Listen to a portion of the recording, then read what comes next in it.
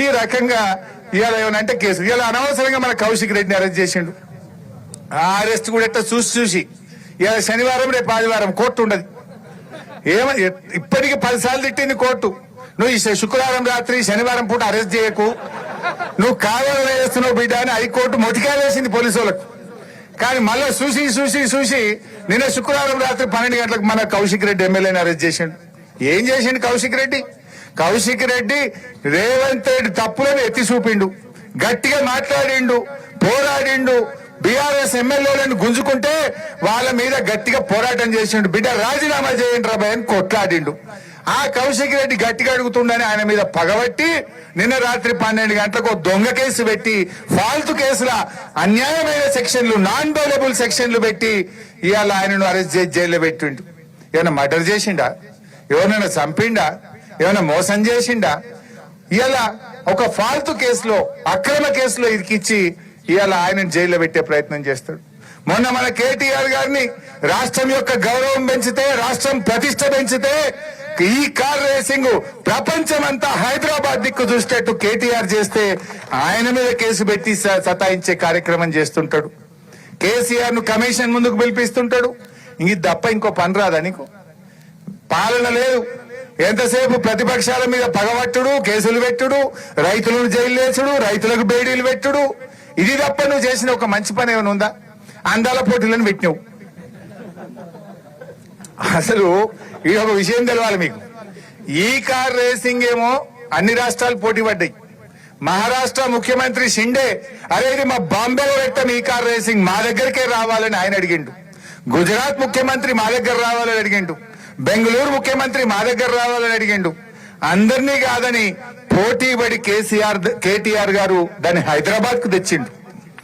ఈ అందాల పోటీ ఎవడు మాకొద్దన్నాడు.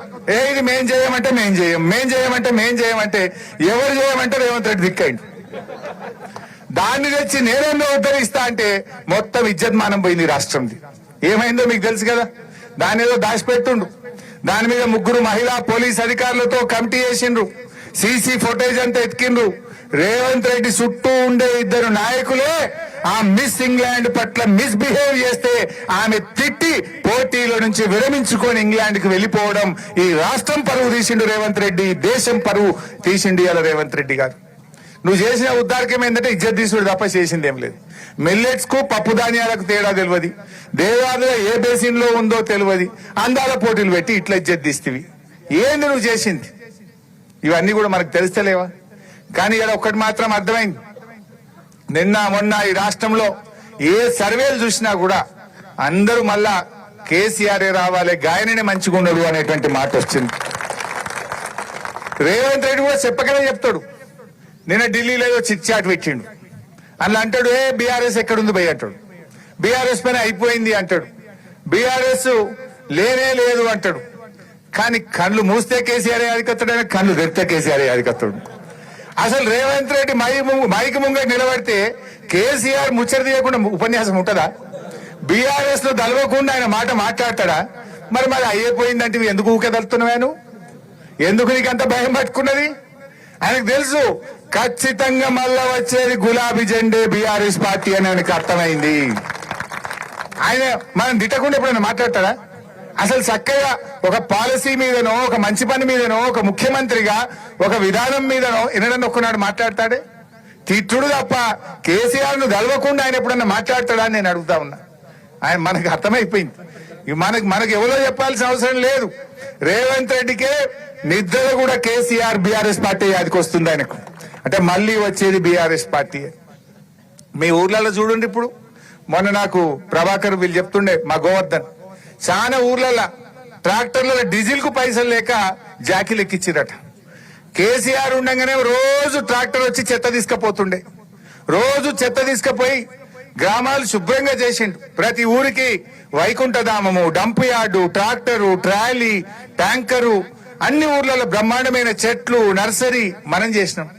₹1 ఇయ్యక గ్రామ పంచాయతీల్లో పనిచేసే సఫాయి కార్మికులకు 3 నెలల జీతాలు లేక ఇప్పటికీ చాలా ఊర్లలో డీజిల్ కు పైసలు లేక వారంకి ఒక్కనాడు ట్రాక్టర్ నడుపుతుర్రు, 3 వద్దలకు ఒక్కనాడు నడుపుతుర్రు.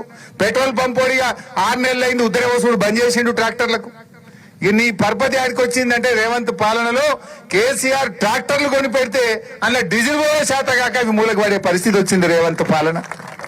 ఈ రకమైన పరిస్థితి వచ్చింది. సరే ఏది ఏమైనా అన్ని అర్థమైనవి ప్రజలకు.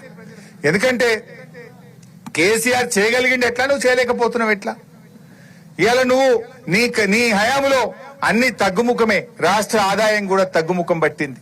నీకు పాలన చేయరాక పరిస్థితి ఏర్పడ్డటువంటి పరిస్థితి ఉంది.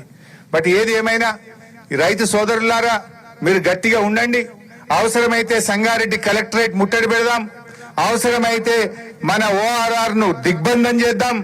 మీ అందరికీ పటాన్ చెరువులోని 22,000 మంది రైతులకు, ఓఆర్ఆర్ లోపలున్న 2 లక్షల మంది రైతుల కోసం బీఆర్ఎస్ పార్టీ అవిశ్రాంత పోరాటం చేస్తుంది.